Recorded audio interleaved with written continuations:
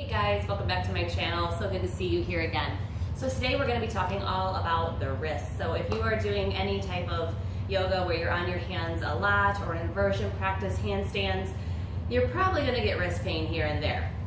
But hopefully with these tips and tricks you can strengthen the wrist, get some flexibility, and avoid any injury. So all you're going to need is a 2-pound weight. For men, you may need 3 pounds, but I find 2 pounds seems to work for just about everybody. If you cannot get your hands on a 2-pound weight, a can of soup will work nice. So you don't want like a huge can, you want like a Campbell soup size. That's a really nice size because I want you to be able to grip it with your palm. I don't want your thumb underneath. And then the other thing that's really handy is a hammer.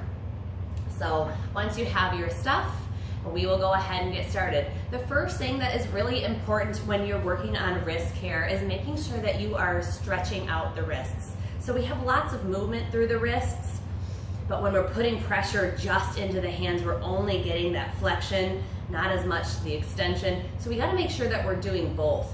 So in order to stretch out the wrists every day before your practice, what I'd like you to do is go ahead and reach the right hand out, fingers point down, palm comes back in towards your face, then use your left hand to really pull that in. Make sure that you're including the thumb. You'll feel this all through the forearm and then through the top of the hand. Now to get a little bit more of a stretch, you can curl the fingers in, but don't make a tight fist, just a nice loose fist. And if that's too much, of course, you can keep the fingers out straight. All right, from there, we'll do the opposite. Fingers point up, palm is away, and then use the left hand to just pull the fingers back, including the thumb. Very nice. All right, let's do the second side. So now reach out with the left hand, use the right hand, palm facing in, fingers are down. Give yourself a good stretch. If you have a really flexible wrist, you need a little more. Curl the fingers in gently. Hold this for maybe 10-15 seconds.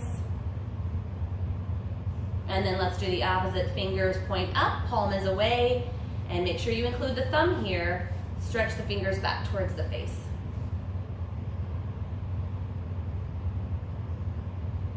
All right, let's shake the hands out. I find that shaking the hands is a great way to loosen things up, bring new blood flow, fresh circulation, and just soften those muscles that get so tight. So before I do any inversions, I always shake my hands. I shake them and shake them.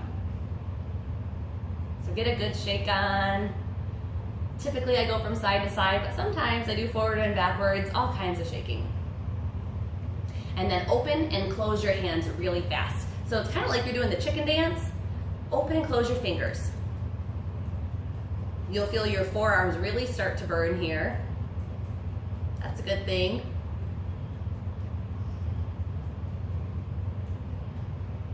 All right, now to move on to our weights. What I want you to do, if you're getting any clicking, popping, crunchy feeling in your wrists, and you feel like maybe you're getting a little bit of an injury, I want you to start strengthening your wrists. So you're probably thinking, oh, but I probably need to stretch it, but we also need to strengthen it as well. So this is where we're gonna grab that 2-pound weight. I like to bend my leg up so that my arm can rest on my knee because I don't want the work to come from the shoulder. I want the shoulder out of it. So I rest my arm just past the elbow on my knee and I grab my weight. Now you see that my thumb is with the rest of my fingers. It's natural for us to want to reach our thumb underneath, but that is a lot of muscle right here, and we don't want this muscle bearing all the weight. So make sure your thumb is on top with the rest of your fingers. Rest your forearm so that your shoulder's not working, and then lower that weight down, lift it up. And do this, in the beginning, I probably only did 15 times. I've built up to doing 30, 40, or plus more sometimes. And lift it straight up and down, keeping the thumb with the fingers. It's like your hand is saying, yes, yes, this is a good idea. You will definitely be feeling the top of your forearm really firing right now, getting strong. After you've done your 10 to 25 reps, Hold that weight at a neutral position, and then I want you to start saying no. No with the wrist. So bring it towards the pinky side of the forearm and then the thumb. And just back and forth like this. Try to keep the arm and the hand in a nice even line, so don't let the hand drop. Yes and no's. So every time we go to the left and then the right, that's just one count. After you've got in your 10 to 25 reps, we're gonna switch sides. So I then bend the left knee, get your thumb with your fingers. Let's start with the yes, no movements, straight up and down. Make sure you're not feeling this in the shoulder, just in the forearm and the wrists.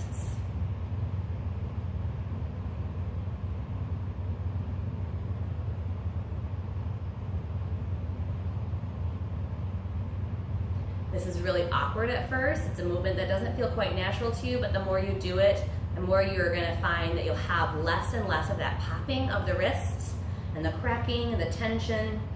You'll get a lot stronger in your inversion practice. You'll be able to hold handstands and things like that much longer because your wrists will be able to bear your weight. All right, now let's do that right and left motion 25 times for me. I try to do this every night at bedtime. I don't always do it at the time of my practice because sometimes if I'm at the studio, I don't have my weights with me. So if I just make time to do it before bed, it's just part of my nightly routine. It takes 5 minutes, no big deal. I just keep a weight on my bedside table, that way I know I get it done. And I don't always do it every single night, but if you aim for every night and then you still get in 4 or 5 times a week, that'll do it.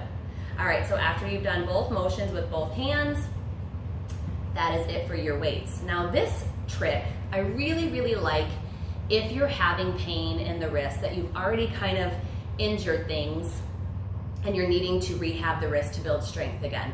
So this is a great motion to do all the time to keep strength. This is one I reserve and I only do when I've gotten myself a little injured and I've lost that range of motion and a little bit of strength. Typically what ends up happening for me is when I'm in my inversion practice, I find it's natural to want to roll to the pinky side of the hand. I'll lift the thumb up some and I'll press into the pinky side. And that's wrong, we shouldn't be doing that. We need to make sure that we're pressing into the base of the thumb and the index finger. That's the strongest side of our hand. I mean, look how big this muscle is here. So make sure that you're doing that anytime that you're on your hands, whether it's downward facing dog, plank, handstand. We don't want to roll to that pinky side. But if that happens and you find yourself a little bit of wrist injured, especially on this lateral edge, this is where the hammer is really, really handy. So again, you want to make sure that you are resting the arm. That way we're not making the shoulder do the work. Now, depending on how weak your wrists are, that depends on where you grab your hammer. So if your wrists are really in bad shape, grab closer to the head. And we're just going to go up and over and back. Nice and slow with control. We don't want it to flop. And we don't want to go to the point where you feel any searing pain in the wrists. We're just working on getting that flexibility and the strength. And then as you do these, again, just like we did in the weights, we work on starting at 10, maybe working our way up to 25 times. Also, you can work your way farther and farther down the hammer. You'll see that just an inch farther down the handle really makes a big difference because all the weight is in this end. It's really pulling. You find a nice stretch at this point. And then once you're getting way more healed, or you have very strong wrists, holding at the very end of the hammer, up and over, slow with control. Again, make sure that this isn't coming from the shoulder, but it's coming from the wrist and slightly through the forearm.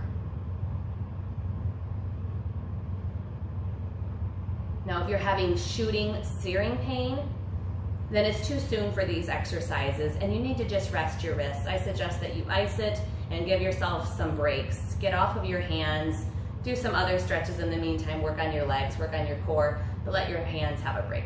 So let's do the other side. Grabbing your hammer wherever you know that you need the weight. I'm not too bad wrist injured right now, so I can hold all the way at the end of the hammer. Now the hammer wants to flop. Try not to let it flop. Make it go slow with control.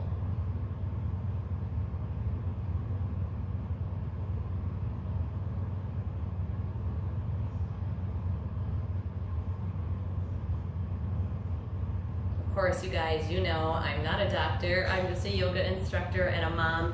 So if your wrists are actually injured and you can't bear any weight on them at all, maybe it's time to go to the doctor, just get things checked out, make sure there's not any permanent damage. This is more for minute injuries and really just for gaining strength.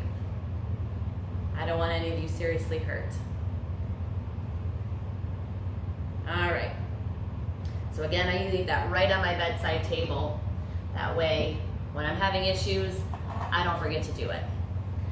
And the last thing is to get a little bit more of a stretch in once again, and the floor is such a nice place to do it. So start on hands and knees. Get your hands nice and grounded again. Make sure that you're grounding down between the base of the thumb and the index finger and not putting the weight into the pinky side. And let's just make some circular motions, bringing the chest forward, up and over and back again. And if you start moving counterclockwise, make sure that you reverse that and do the same number of cycles going the opposite way.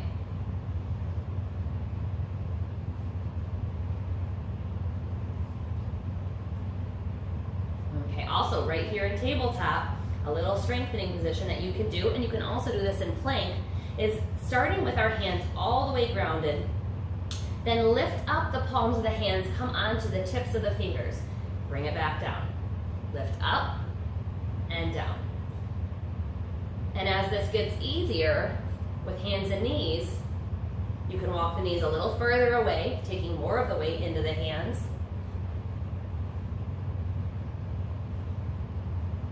And maybe even eventually working on doing it in full plank pose if you have very strong wrists.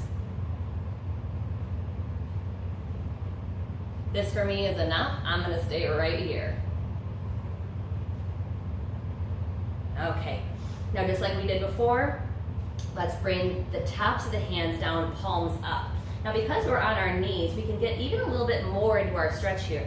So you can lean forward, bringing strength into the wrists, and then you can lean the hips back and away, only coming to that point where you know you can't stretch any further. Don't push things. We don't want to tear anything. This should just feel really nice, really good. Make sure that you are pushing the tops of the thumbs down as well. It's a little bit harder, but we want to make sure that that side of the wrist gets stretched as well.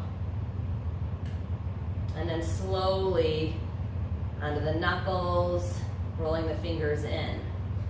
Another nice thing you can do to gain strength through the wrist is just pressing fists down into the ground. If you're having any wrist pain, this tends to take some of the tension out of the hands from when we're just here in this plank position, hands down, and we feel any pain in our wrists. Sometimes just coming out of the fists instead can help alleviate that. Again, here you could walk back into a plank position, gaining strength through the wrists. Right, and then always, again, ending with shaking it out. I can't emphasize enough how much shaking really helps. So give yourself time before you invert. Not only does it soften the muscles, relax the tendons and the ligaments, brings fresh blood to our wrists. Make sure that you're giving your wrists lots of love, stretching them out, strengthening them. Don't neglect your wrists if you're working on staying on your hands a lot. Whether it's downward facing dog, plank, or handstand, your wrist needs a lot of love. Make sure you're giving them that to you or they will put you in a timeout. I hope that this video helps you and maybe can save you from a little bit of wrist pain yourself. And until the next time, see you soon, my friends.